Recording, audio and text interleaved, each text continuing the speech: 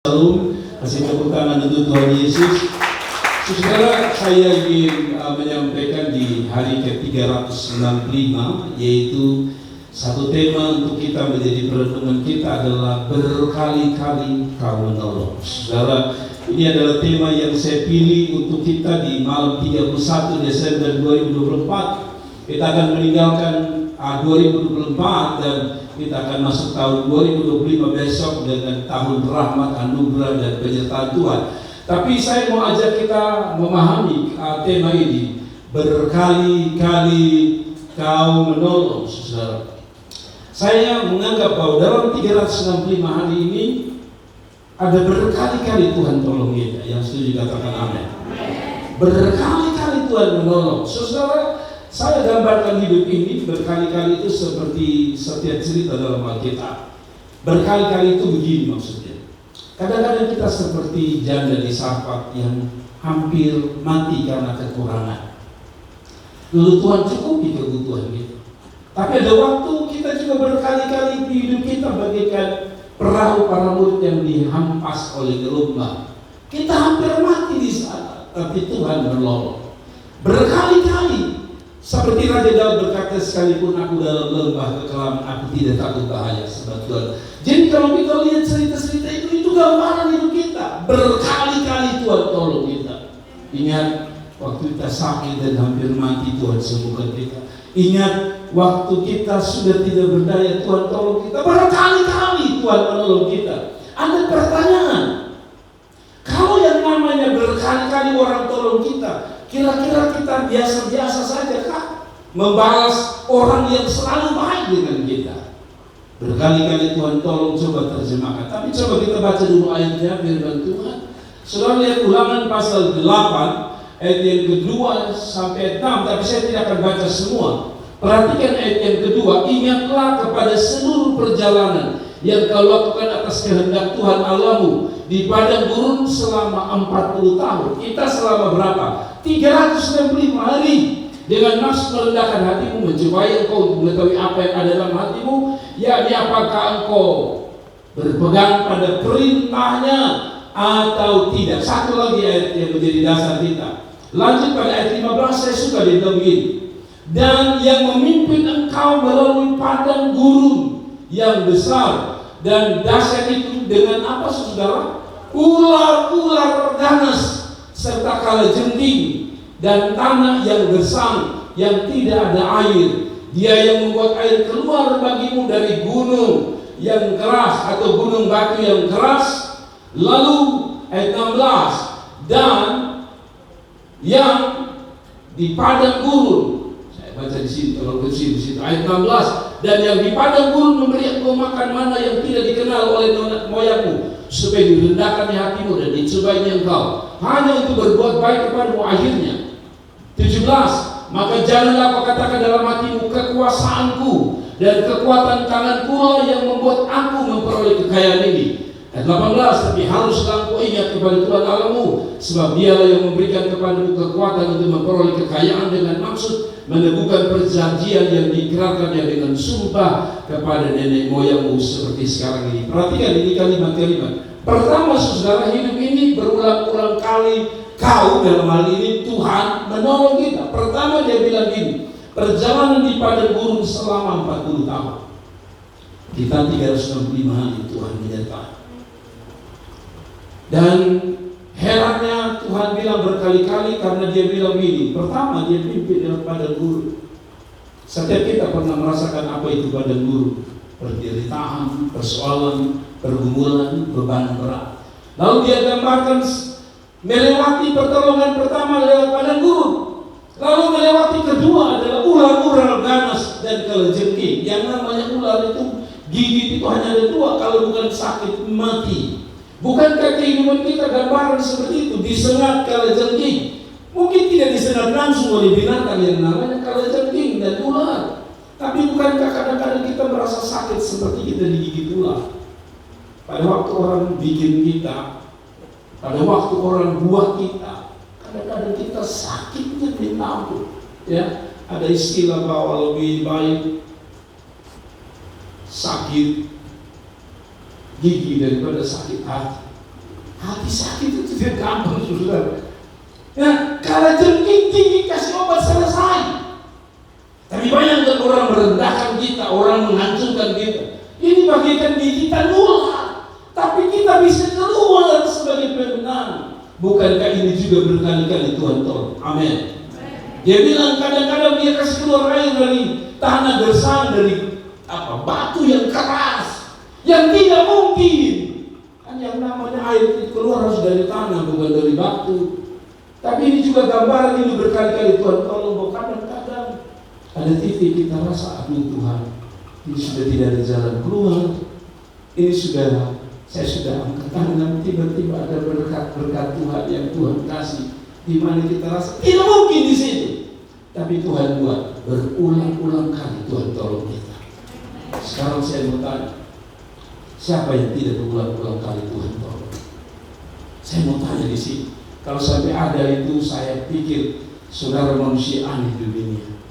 Kalau kita mau jabar dari tanggal 1, tanggal 2, tanggal 3 Januari sampai hari ini, satu kalimat saja, berulang-ulang kali Tuhan menolong kita.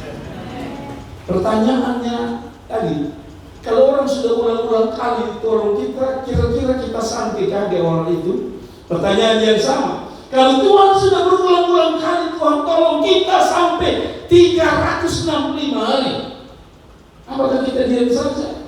Loh, tidak. Tapi sekali lagi saya tutup dengan cerita-cerita hari-hari ini.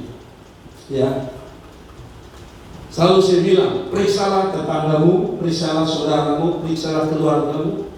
Mereka sudah tidak ada lagi di 365 hari. Ada yang berhenti di hari kedua Januari 2023. Ada yang berhenti di Februari, hari ketiga di Februari. Ada yang berhenti baru saja kemarin di 364 hari. Ada bisa lihat di Facebook, orang meninggal di kemarin di tanggal berapa? 30. Mereka berhenti di 364, saya tinggal 1 hari. Bukankah ini juga berulang kali Tuhan?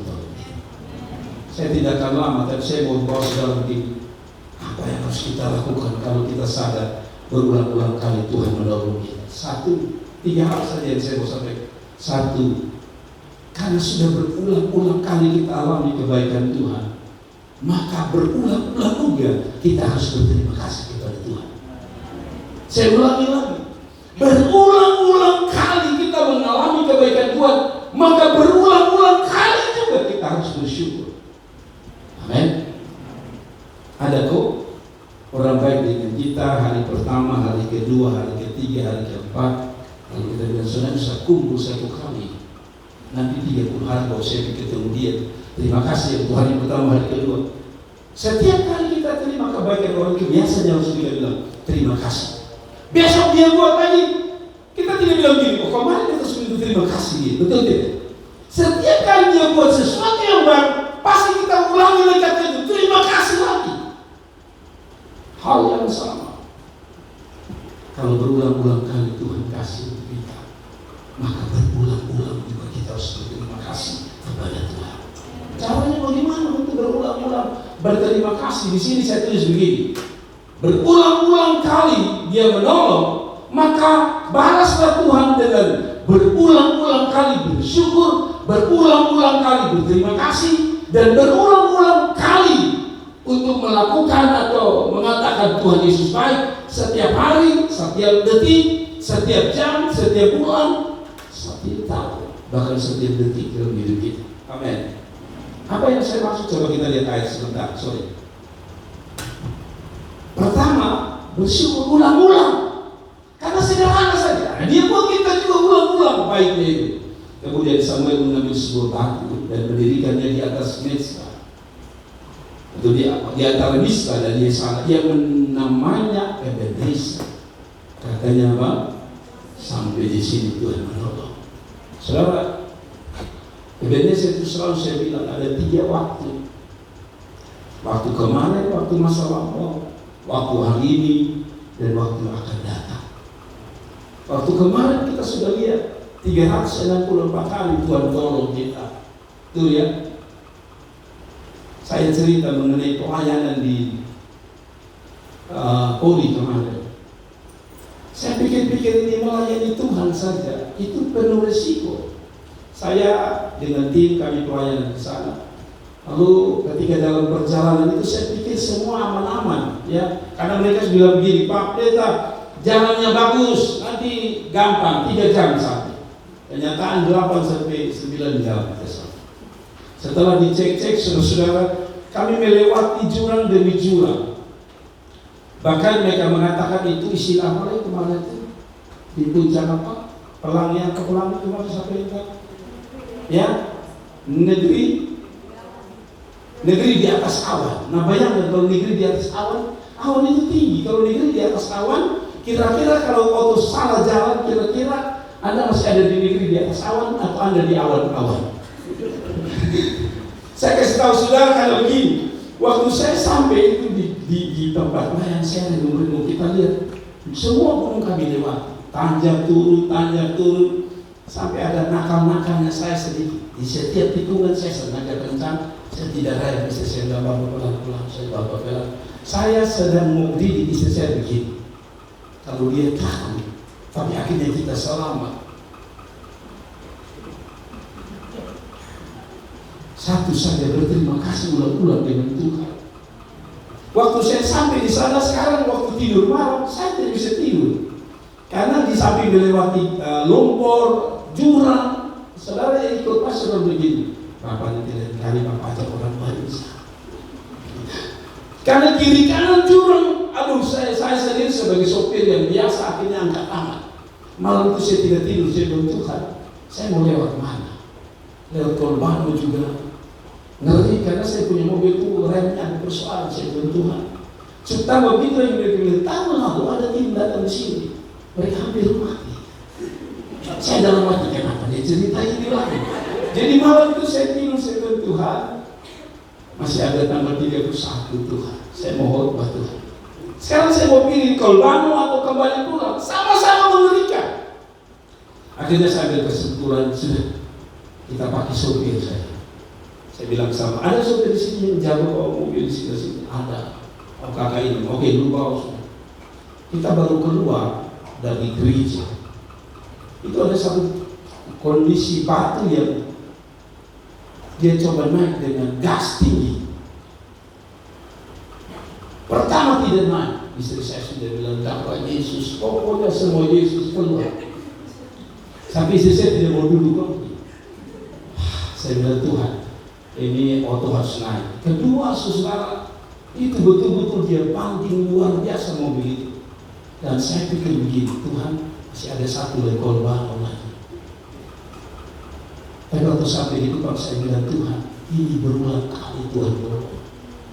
Satu, di sepanjang jalan itu hanya ada syukur di dalam hati saya, Tuhan, Tuhan baik.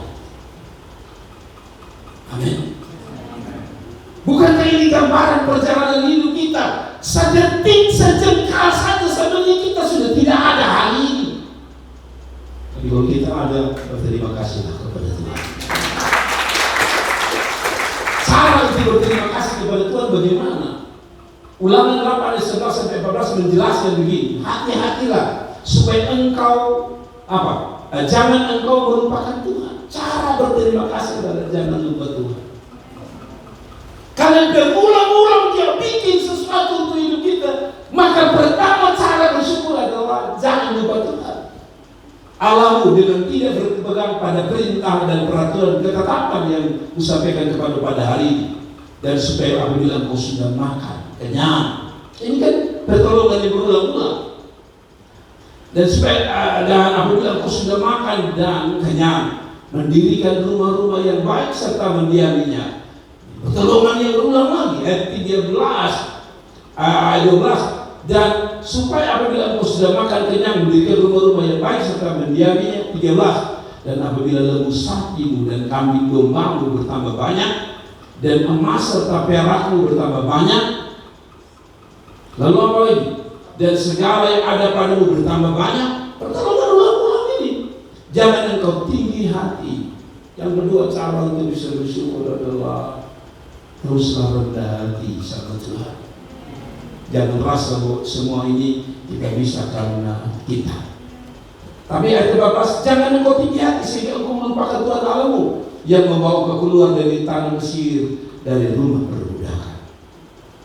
Satu saja untuk bisa bersyukur itu satu, jangan lupa Tuhan. Amin. Kita ada di 365 hari ini, jangan lupa Tuhan. Lalu yang berikut saudara, kedua, karena Tuhan sudah berulang-ulang kali buat, maka harus ada introspeksi diri.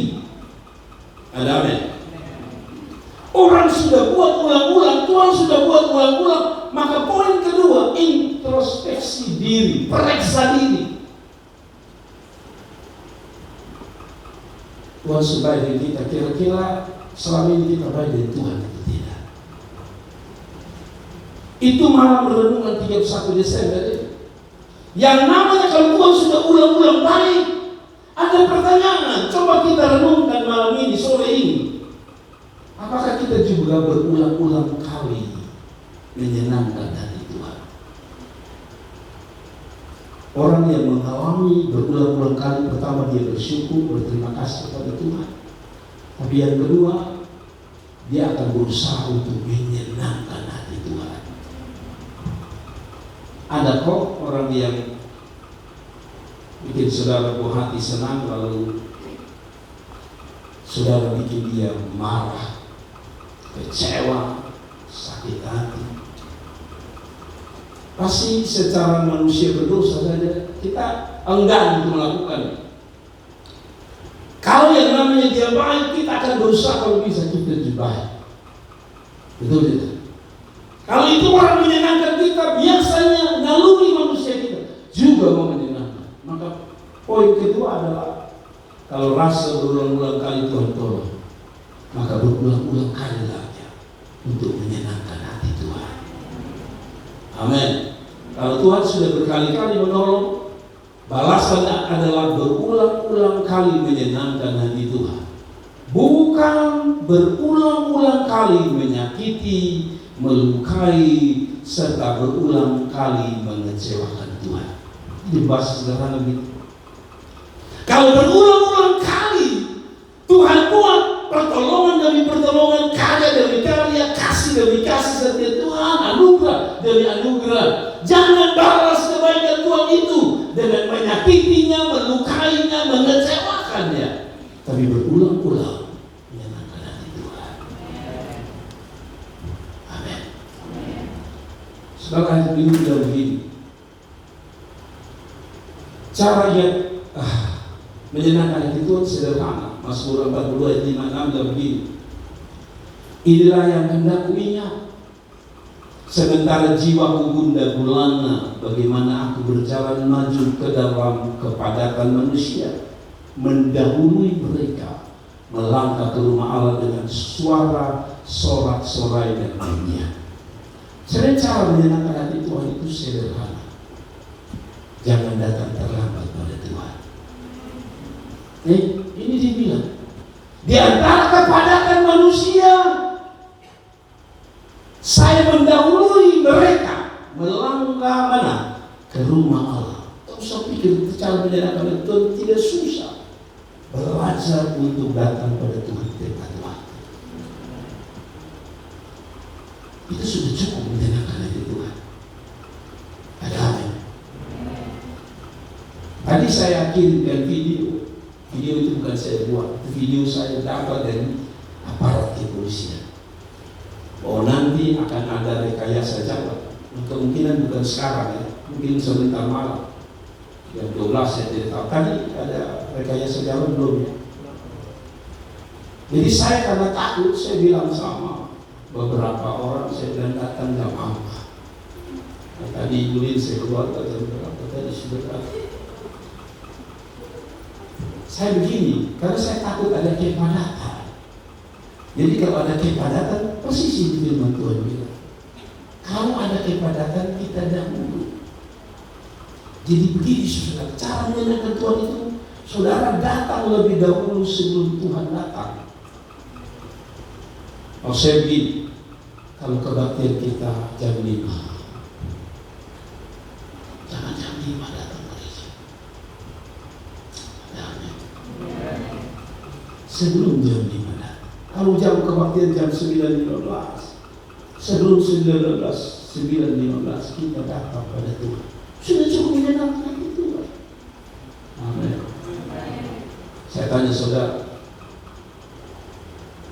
guru saya di sekolah kita, guru, kira-kira ada yang terlambat lalu pagarnya tidak ditutup? Ada sekolah tidak kalau terlambat pagarnya ditutup? Sekarang sudah ada gitu. Tidak, saya tanya serius. Maksudnya, ada tidak sekolah sekarang yang kalau terlambat tidak ditutup, apalagi upacara tutup? Dan saya tanya saudara, apakah saudara yang di luar upacara semula itu nanti guru bilang terima kasih terlambat, sebentar ada kado, ada pikir satu bulan? Tidak, biasanya itu ada apa tuh? Ada apa? Konsekuensinya. Saya ingat dulu setiap kali kami terlambat upacara sendiri, samping berdiri di luar pagar, saya tanyakan masuk tidak langsung belajar. Semua yang terlambat tadi tidak ikut upacara angkat masuk. Pilih 20 waktu. Maka itu pilih 20 batu. Tapi bagi guru ada yang tidak terlambat, kira-kira guru itu senang tidak? Yang saudara tidak pernah terlambat. Senang. Tempat Anda bekerja, kira-kira bos senang tidak saudara terlambat? Hanya Pak Bambang, kira-kira kalau anak buah terlambat Pak Bambang, oh bulan depan gaji naik 3 kali. Tidak ada. Yang namanya terlambat, Anda boleh pikir-pikir di dalam hati, ini hanya kasih dia waktu 2-3 hari atau pecat dia, betul ya?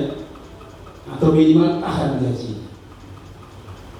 Tuhan bilang untuk menyenangkan cukup di antara kepadatan manusia, saya mendahului mereka.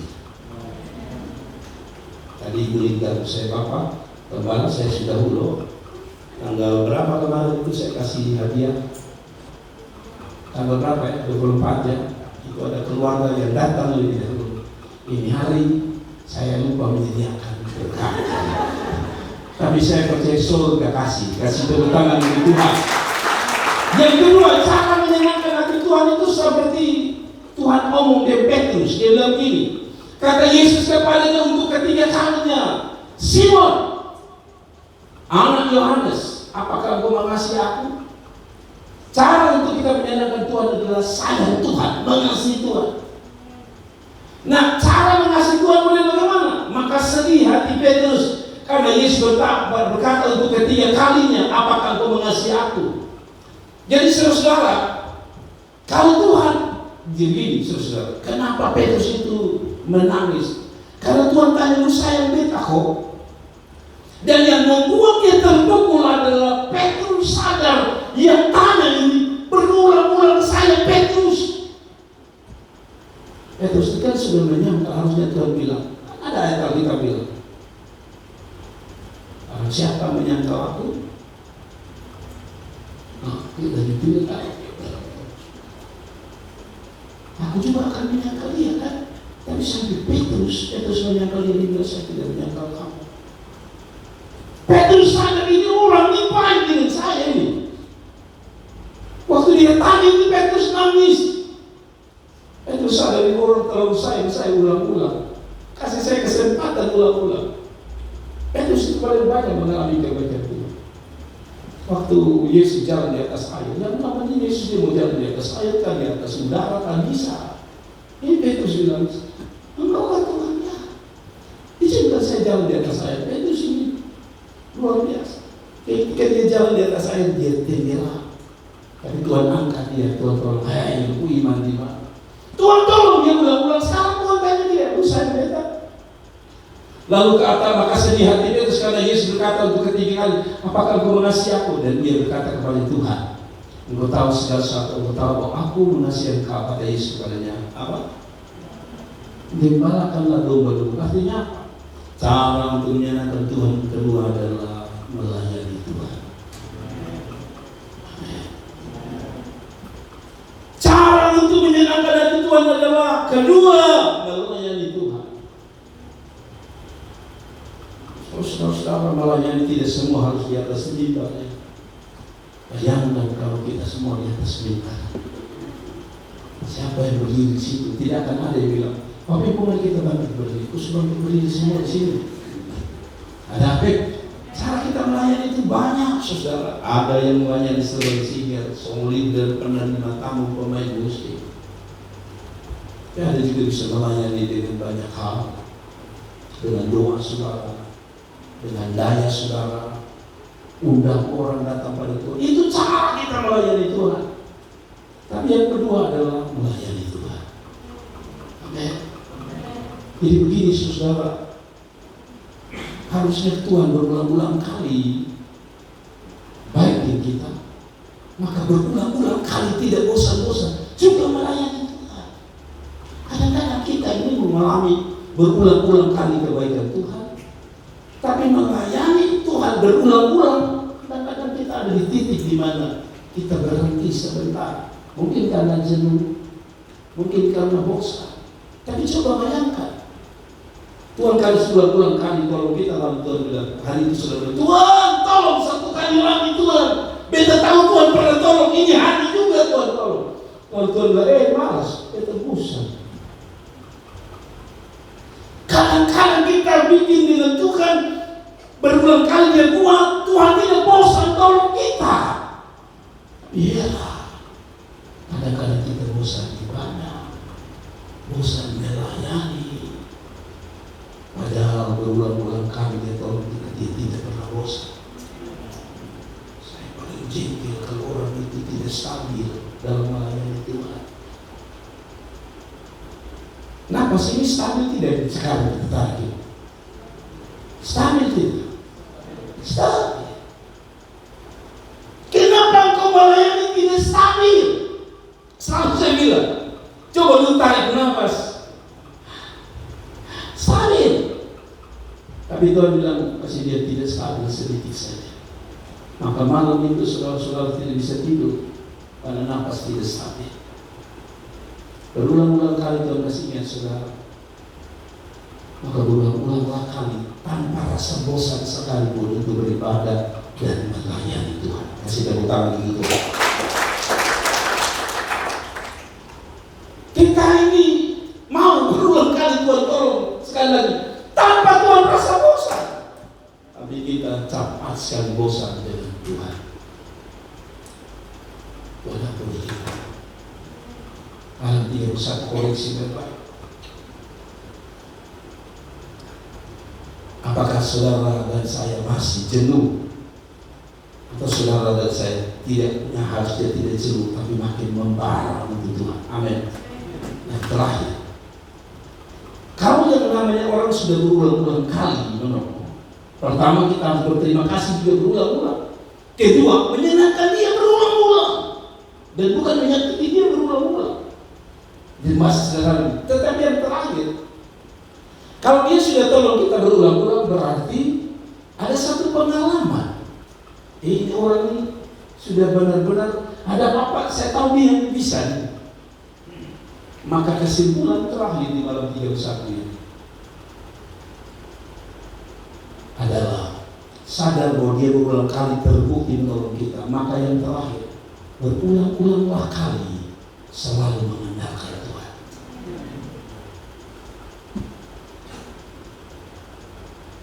Siapa di sini punya dokter pribadi di sini? Yang punya dokter pribadi? Bapak, kata-kata kami puskesmas. Tapi di puskesmas pun biasanya kita ketemu dengan dokter-dokter. Jadi ketahuan, saya juga lebih baik di puskesmas. Tapi biasanya kita ketemu dokter yang kan dia temani kita. Itu ada apa ya namanya? Seperti ada sugesti. Kalau dokter ini yang temani, saya selalu. Kemarin kami cerita ada satu dokter, saya tidak berani sebut nama dokter ini karena dokter ini pasti Anda kenal. Dokter ini baik. Jadi ada cerita kemarin saya dengan teman jalan-jalan, jadi istrinya telepon, "Bapak, ya pulang." Setelah telepon saya kata, "Siapa?" Oh istri, kenapa? Oh dia menggigit sakit. Saya mencari di internet, kita beli. Karena kita masih mau jalan-jalan, jadi kita bawa. Lalu setelah 5 menit kemudian dia keluar dengan ayo kita jalan lagi. Saya bilang, bagaimana istri sudah minum? Sudah, tapi saya bikin dia sugesti. Saya bilang apa? Saya bilang, kenapa sugesti? Saya bilang sama dia, mesti ini Pak, dia bilang sama istri, kasih obat kalau dia bilang gini, minum. 5 menit kemudian mau sembuh. Saya kasih dia sugesti supaya dia tahu ini obat ini bagus. 10 menit kemudian istrinya telepon, Pak pulang. Saya bilang, kenapa lagi? Tidak mempan sugestinya. Tapi saya tanya, lu dapat ide dari mana begini? Ada satu dokter di Kota Kupang ini, dia selalu bilang begini, dia tanya, sakitmu apa? Kebetulan teman saya ini ambil sudah keluar panjang. Dia bilang, dapat. Dia bilang sampai bapak saya mau. Dan dia tadi masa pergi saya periksa di belakangnya. Dia bilang, bapak saya suruh anak saya pikir bapak dia proses. Tidak, saya harus lihat langsung. Maka ketika beliau lihat, lalu beliau bilang, percayalah, obat yang saya kasih ini muncul, tidak usah operasi, sembuh. Betul, saya tanya, tapi itu berapa hari sembuh? Hanya 2 hari. Itu baru isi apa yang begitu banyak hilang. Sekaligus saya mau beri pelajaran, saya jadi dokter saudara. Kalau saudara ambil, pertama katanya jangan operasi. Habis operasi di sini ambil. Karena katanya kalau sudah ambil, kalau dipotong itu, Anda sudah kehilangan kekuatan 50%. Saya oh terima kasih. Supaya kalau ada jemaat mau ambil dalam operasi, pertama cari dokter. Dan pernah dia sembuh. Langsung bilang, persis teman pendeta saya lambung dari puluhan tahun. Sentuh ujung nasi goreng, lambungnya foy, orang tua bilang.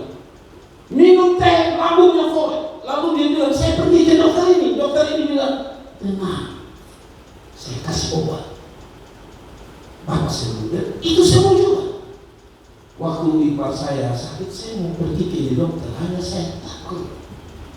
Masalahnya bukan karena obatnya yang mau jalan, harga obatnya yang membuat saya trauma. Karena setiap obat itu di atas jutaan. Tetapi bukan masalah itu, saya begini. Setiap ini dokter tangani orang sehat. Maka ada apa mau disebut? Saya bilang, mau dokter berapa banyak di rumah sakit di Kota Kupang? Saya hanya kenal dokter B namanya. Saya bilang, jadi pokoknya saya sakit apa sekarang saya bicara dokter B. Kembali pada ini, poin ini. Tuhan itu sudah terbukti tolong kita. Kalau begitu manusia saja sadar, ini orang kalau dia pegang saya sembuh. Bukankah Tuhan telah membuktikan dia pribadi satu-satunya yang berulang kali membuktikan dia sanggup dan dia yang tolong kita? Kenapa kita harus andalkan yang lain? 2025 masih bisa. Tapi 3 poin terakhir khususnya, iya, karena dia yang berulang kali tolong kita, maka dialah yang menjadi andalan kita. Di 2024 tinggal beberapa jam, nanti 2025 iya, jangan andalkan yang lain, andalkan Tuhan. Kasih tepuk tangan kita akan tutup lalu kita berdoa. Yeremia bilang apa? Berbahagialah orang yang mengandalkan Tuhan, yang menaruh harapannya pada Tuhan. Ia seperti pohon yang ditanam di tepi air, yang merambatkan akar-akarnya ke tepi danau dan tidak merasa takut bila datang panas terik. Daun-daunnya tetap hijau dan dalam tahun kering ia tidak khawatir dan tidak berhenti menghasilkan buah. Yeremia kasih ingat, ini pribadi yang tolong dia, pribadi yang diajarkan kepada kita, andalkan dia. Amin. Kenapa harus andalkan dia? Karena Mazmur mengatakan begini, saudara-saudara, satu Mazmur yang saya suka, Mazmur 121. Kenapa harus andalkan Tuhan?